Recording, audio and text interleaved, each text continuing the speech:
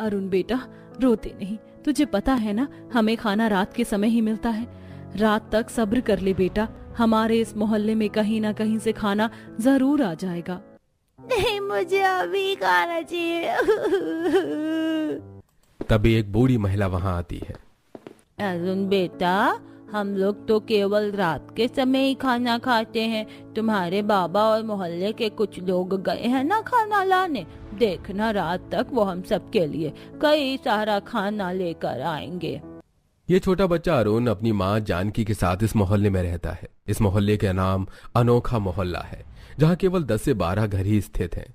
इस मोहल्ले में कई सारे निवासी अपना जीवन बिता रहे थे। यहाँ से थोड़ी दूरी पर ही एक मोनपुर गांव है, जहाँ कई सारे निवासी अपना जीवन बिता रहे थे। थोड़े समय बाद इस अनोखे मोहल्ले के गेट के बाहर एक सड़क है जो शहर और गांव की ओर जाती है। तभी दूर सामने इसी सड़क से एक कार तेज रफ्तार से चलते हुए आ रही थी। 4 घंटे से मैं गाड़ी चला रहा हूं, पर यह अतुल का शहर आ ही नहीं रहा है। रोहन, तुमने गाड़ी इस रास्ते से क्यों ले ली? हम हाईवे से डायरेक्ट जा सकते थे ना। निशा मैप के अनुसार ये रास्ता शॉर्टकट है, हम इस रास्ते से जल्दी पूना पहुंच जाएंगे। पता नहीं अतुल भी क्यों इतनी दूर पूना शहर चला गया। उसकी शादी के लिए हमें इतनी दूर जाना पड़ रहा है यार। क्या करें भाई, अब दोस्त की शादी है तो जाना तो पड़ेगा ही ना। यह है रोहन, जो शहर का निवासी है। रोहन अपने इन दोस्तों के साथ पूना शहर अपने एक दोस्त की शादी में जा रहा है। रोहन के साथ महेश, अजीत, निशा, रिया और पायल ये सब हैं। तभी रोहन की कार जैसे ही उस अनोखे मोहल्ले के करीब आती है, तभी अचानक कार रुक जाती है। अबे वो कार क्यों रोक दी रोहन? पहले ही हमें लेट हो रहा है। अरे कार चालू नहीं हो रही है। तभी सारे दोस्त कार से बाहर निकलते हैं और रोहन कार को चेक करता है तो कार का इंजन पूरी तरह से जल चुका था। अरे यार, इस इंजन को तो अभी अभी चलना था। सबने पहले ही कहा था तुमसे रोहन कि इस रास्ते से मत चलो। देखो हो गई ना आफत। अब यहाँ मैकेनिक कहाँ मिलेगा हमें? तभी सामने सड़क से एक बूढ़ा आदमी चलते हुए आता है। सुनिए अंकल जी, यहाँ कोई मैकेनिक मिलेगा? हमें अर्जेंट अपने दोस्त की शादी में शहर जाना है और हमारी कार खराब हो गई। बूढ़ा आदमी रोहन और उसके दोस्तों को हैरत भरी निगाहों से घूरे जा रहा था। ये हमें ऐसे घूर क्यों रहे हैं? बाबा, यहाँ आसपास कोई मैकेनिक मिलेगा क्या? यहाँ कोई मैकेनिक नहीं है।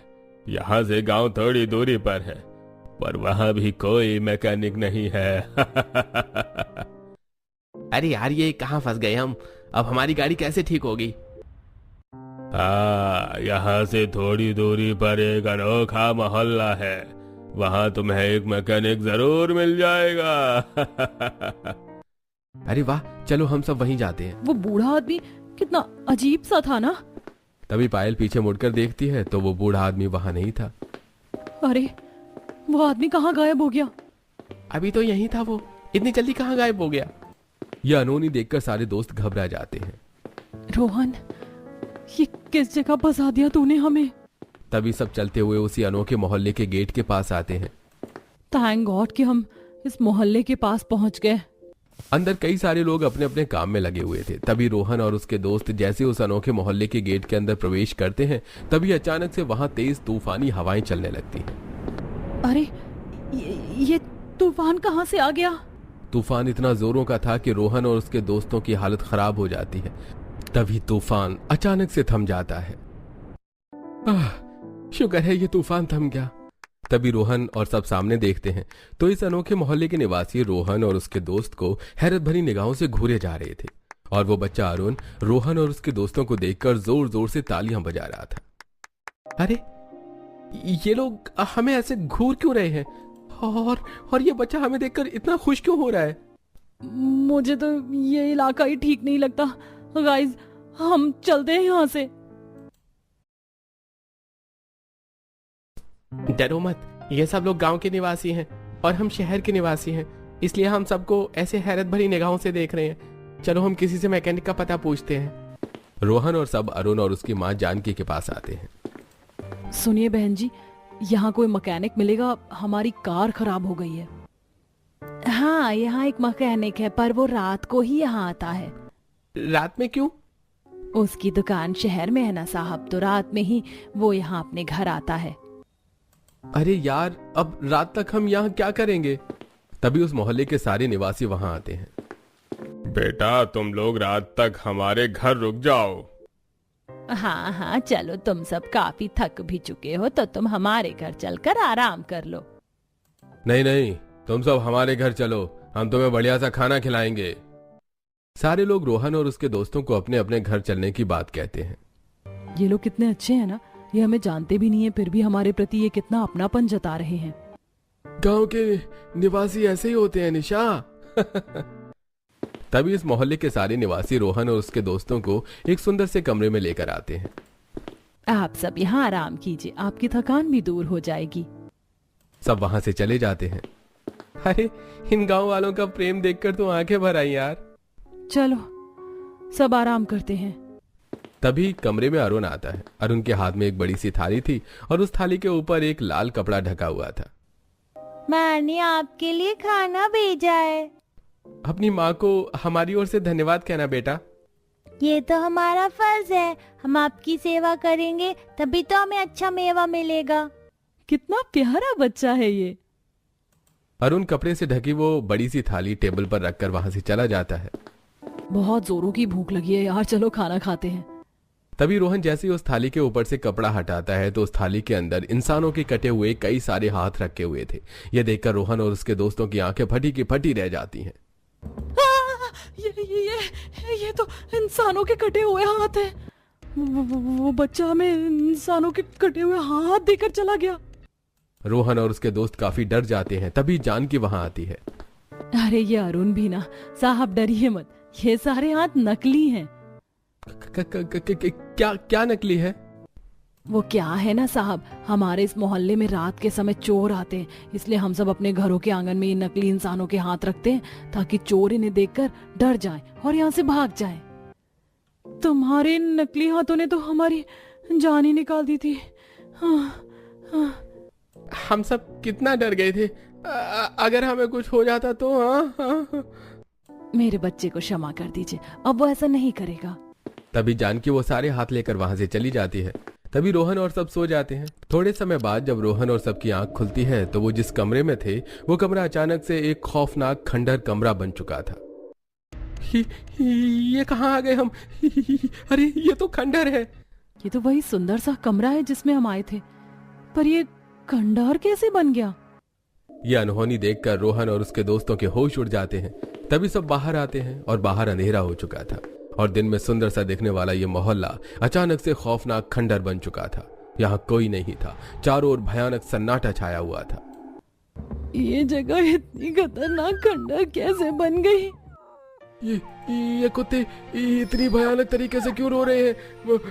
मुझे बहुत डर लग रहा है दोस्तों। इस मोहल्ले के सारे लोग अचानक कहाँ गायब हो गए और ये जगह इतनी डरावनी कैसे बन गई? तभी सबको एक खंडहर घर के अंदर से कुछ लोगों के हंसने की आवाज आती है। आवाज उस घर से आ रही है। तभी रोहन और उसके दोस्त डरते डरते सामने एक खंडहर घर के अंदर जाते हैं तो अंदर अरुण और सारे मोहल्ले के निवासी बैठे आपस में हंसी मजाक कर रहे थे। अरे ये लोग इस खंडहर में बैठकर हंसी मजाक क्यों कर रहे हैं? तभी जानकी और सब रोहन और उसके दोस्तों को देखकर जोर जोर से हंसने लगते हैं। आप लोग हमें देखकर ऐसे हंस क्यों रहे हो? ये सब क्या है? ये जगह अचानक खंडहर और इतनी भयानक कैसे बन गई? तभी जानकी और इस मोहल्ले के सारे निवासी भयानक भूत चुड़ैल बन जाते हैं। ये सब तो भूत है। हाँ, हम सारे मोहल्ले वाले भयानक भूत और चुड़ैले हैं। अरे भागो यहाँ से! सब दौड़ते हुए इस अनोखे मोहल्ले के गेट के पास आते हैं। वो गेट खुला हुआ था पर जैसे वो गेट के बाहर जाने लगते हैं वो अचानक से रुक जाते हैं। ये क्या हो रहा है?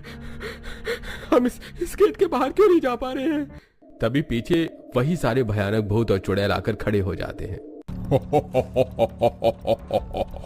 एक बार तो इंसान हमारे इस भूतिया मोहल्ले में आ जाता है, वो यहाँ से जिंदा वापस नहीं जाता। अरे बाप रे! इस मोहल्ले में मेरी शादी होने वाली है और ये सारे प्रेत मेरे बाराती हैं। अब हम तुम्हें भी अपनी तरह भूत बनाकर तुम्हें मेरे बाराती बना देंगे। फिर क्या था, सारे चुड़ैल और भूत रोहन और उसके दोस्तों को मार देते हैं। अगले दिन सवेरे यह अनोखा मोहल्ला फिर से पहले की तरह नॉर्मल हो जाता है। सारे प्रेत फिर से इंसानी रूप में आ जाते हैं और सारे घर भी खंडर से नॉर्मल घर बन जाते हैं। इधर सड़क पर एक बस में कई सारे लोग बैठे थे। उस बस में एक दूल्हा दुल्हन, नेहा, अनुज थे। बाबा, ड्राइवर को बोल दीजिए कि आगे कोई ढाबा होगा तो बस रोक दे। इस बस में अनुज की बारात उसकी दुल्हन को विदा करके अनुज के घर ले जा रहे थे। तभी बस का ड्राइवर बस को मोहनपुर गांव के रास्ते की ओर ले जाता है। किसी से पूछ लेता हूँ कि यह रास्ता मोहनपुर गांव से होकर जाता है कि नहीं। तभी ड्राइवर बस रोक देता है तो सामने एक खेत में एक मजदूर महिला और एक आदमी काम कर रहे थे। अरे सुनो भाई, यह रास्ता मोहनपुर गांव होकर जाता है ना? साहब, इस रास्ते से मत जाइए, ये रास्ता बहुत खतरनाक है, आप हाईवे से होकर जाइए। अरे तुम बस इतना बताओ कि यह रास्ता मोहनपुर से होकर जाता है या नहीं? हाँ साहब। तभी ड्राइवर बस को मोहनपुर गांव की सड़क से ले जाने लगता है तो अनुज का पिता पीयूष ड्राइवर से कहता है, ड्राइवर, ये किस रास्ते से ले जा रहे हो तुम? साहब, ये शॉर्टकट रास्ता है, इस रास्ते से हमें ट्रैफिक भी नहीं मिलेगा और हम जल्दी घर पहुंच जाएंगे। तभी बस जैसे ही उस अनोखे मोहल्ले के करीब आती है तो अचानक से बस खराब हो जाती है और सारे लोग बस से बाहर निकल जाते हैं। अब यहां मैकेनिक कहां मिलेगा? तभी वहां निशा और रोहन आते हैं जो अब भूत बन चुके थे। दोनों आम इंसान के रूप में थे। अरे क्या हुआ भाई, बस खराब हो गई? हाँ, यहाँ कोई मैकेनिक मिलेगा? अरे लगता है आप दोनों की अभी शादी हुई है। देखिए, यहाँ तो कोई मैकेनिक नहीं मिलेगा। यही पास में एक अनोखा मोहल्ला है, आप सब वहां चलकर आराम कीजिए। वहां एक मैकेनिक रहता है जो रात को आता है, वो आएगा तो वो आपकी बस ठीक कर देगा। तभी अनुज और सारे बाराती रोहन, निशा के साथ उसी अनोखे भूतिया मोहल्ले में आ जाते हैं जहां सब अनुज और सारे लोगों को एक बिल्डिंग के 5 कमरे आराम करने के लिए दे देते हैं। अनुज और नेहा एक कमरे में थे। अच्छा हुआ इन लोगों ने हमें अपने घर में आराम करने के लिए जगह दे दी। हाँ, वरना हमें बाहर सड़क पर ही रहना पड़ता। चलो अब थोड़ी देर आराम कर लेते हैं, रात को मैकेनिक आएगा तब हम यहाँ से चले जाएंगे। दोनों बेड पर लेट जाते हैं। शाम के 6 बजे अनुज के मोबाइल पर उसके दोस्त विनय का कॉल आता है। विनय शहर में अपने कमरे में था। तभी अनुज कॉल उठाता है। अनुज, कहाँ हो तुम सब? तुम अब यहाँ तक पहुंचे क्यों नहीं? हम कब से तुम्हारे घर पहुंच गए हैं। तभी अनुज विनय को सारी बात बताता है। वो तो अच्छा हुआ इन अनोखे मोहल्ले वालों ने हमें अपने घरों में आराम करने के लिए जगह दे दी। तुम्हें दूसरे रास्ते से आना ही नहीं चाहिए था। खैर चल, जैसे ही तुम वहां से निकलोगे मुझे कॉल कर देना। विनय कॉल कट कर देता है। ये बस ड्राइवर भी ना, चलो देखता हूं आखिर कहाँ है ये मोहनपुर गांव का अनोखा मोहल्ला। तभी विनय अपने मोबाइल में इंटरनेट पर मोहनपुर गांव के उस अनोखे मोहल्ले की हिस्ट्री और लोकेशन चेक करता है तो उसके सामने एक आर्टिकल आता है जिस पर लिखा था मोहनपुर गांव का भूतिया अनोखा मोहल्ला। ये पढ़कर विनय की आंखें फटी की फटी रह जाती हैं। भूतिया मोहल्ला, ये क्या लिखा है इसमें? बहुत समय पहले की बात है। मोहनपुर गांव की एक लड़की मधु अपने गांव से थोड़ी दूरी पर स्थित एक अनोखे मोहल्ले के निवासी अभय से प्रेम करती थी। एक दिन अभय मधु को भगाकर अपने मोहल्ले में लेकर आता है। अभय, ये सब क्या है? मधु के पिता मोहनपुर गांव के मुखिया हैं। अगर उन्हें पता चला कि तुम मधु को ऐसे भगा कर लाए हो तो वो तुम्हें मार देंगे। दीदी, मैं अभय जी से प्यार करती हूँ और इन्हीं से शादी करना चाहती हूँ, पर बाबा मेरी शादी किसी और से करवाना चाहते, इसीलिए अभय जी और मुझे अभी शादी करनी होगी। मैं मधु के बिना नहीं रह सकता, मेहरबानी करके हमारी सहायता कीजिए। चिंता मत करो बेटा, हम तुम्हारी शादी इसी समय करवाएंगे। मधु अभय नाम के इस लड़के से प्रेम करती थी और अभय मोहनपुर गांव से थोड़ी दूरी पर इस अनोखे मोहल्ले में रहता था। तभी अनोखे मोहल्ले के सारे निवासी मधु और अभय की शादी की तैयारी कर देते हैं। अब जैसे ही मंडप में मधु और अभय की शादी होने लगती है तभी वहां मोहनपुर गांव का मुखिया बलराम, जो मधु का पिता है, वो कई सारे गांव वालों के साथ वहां आता है और सभी लोगों के हाथों में बड़ी बड़ी लाठियां थी। अरे रोक दो बिहार! अरे बाप रे, बाबा आ गए।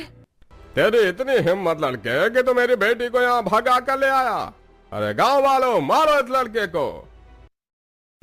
अभय को हाथ लगाने से पहले तुम्हें हमसे निपटना होगा।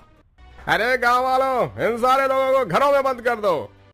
सभी वहां लोगों में हाथापाई शुरू हो जाती है और बलराम के सारे आदमी इस मोहल्ले के सारे निवासियों को उनके घरों में बंद कर देते हैं और सारे घरों को आग लगा देते हैं। इस हवा को भी आग में फेंक दो। तभी बलराम के आदमी जैसे ही अभय को आग में फेंकते हैं तो मधु भी उसके साथ आग में कूद जाती है और इस अनोखे मोहल्ले के सारे निवासी आग में जलकर मर जाते हैं। उसके बाद से यहाँ के सारे निवासी आग में जलकर मरने की वजह से भयानक भूत चुड़ैल बन जाते हैं, जिसके बाद ये सब दिन में आम इंसानों की तरह इस मोहल्ले में रहते हैं और रात को अपने असली भूतिया रूप में आकर बाहर से आए लोगों को मारते जाते हैं। अरे बाप रे, अनुज और सब किस भयानक जगह पर अटक गए। मुझे अनुज को तुरंत इस अनोखे भूतिया मोहल्ले की सच्चाई बतानी होगी। विनय अनुज को कॉल करता है। इधर अनुज और नेहा उस कमरे में गहरी नींद में सोए हुए थे। अब विनय बार बार अनुज को कॉल करता रहता है। अनुज, मेरा फोन क्यों नहीं उठा रहा है? उन सब की जान खतरे में है। रात के 8 बजे अनुज और नेहा नींद से जागते हैं। तभी अनुज अपना मोबाइल देखता है। विनय के इतने सारे कॉल। तभी अनुज विनय को कॉल करता है तो विनय अनुज को उस भूतिया अनोखे मोहल्ले की सारी सच्चाई बताता है। क्या? हाँ भाई, तुम सब जल्दी वहां से निकलो। तभी इधर दूसरे कमरों में सारे चुड़ैल और भूत अनुज के परिवार वालों पर हमला कर देते हैं। सबकी चीखती दर्दनाक आवाजें सुनकर नेहा और अनुज कमरे में खड़े डर के मारे कांपने लगते हैं। ये कहां फंस गए हम? भगवान जी, हमें इन भूतों से बचा लीजिए। हमें मरना नहीं है, भगवान जी, हमें बचा लीजिए। अनुज जी डरिए मत। मेरे गले में ये जो धागा है ना, ये मुझे एक बहुत बड़े तांत्रिक बाबा ने दिया था। बचपन में मुझ पर एक भूत का साया हावी हो गया था, तब से ये धागा मेरे पास है। तभी नेहा उस धागे को निकालकर उसके 2 टुकड़े करती है और एक हिस्सा अनुज के हाथ पर बांधती है और दूसरा अपने हाथ पर। अब इस चमत्कारी धागे की वजह से ये सारे भूत हमारा कुछ नहीं कर पाएंगे। तभी दोनों कमरे से बाहर आते हैं तो बाहर उनके परिवार वालों की लाशें पड़ी थी, जिन्हें भूत और चुड़ैलों ने मार दिया था। ये क्या हो गया?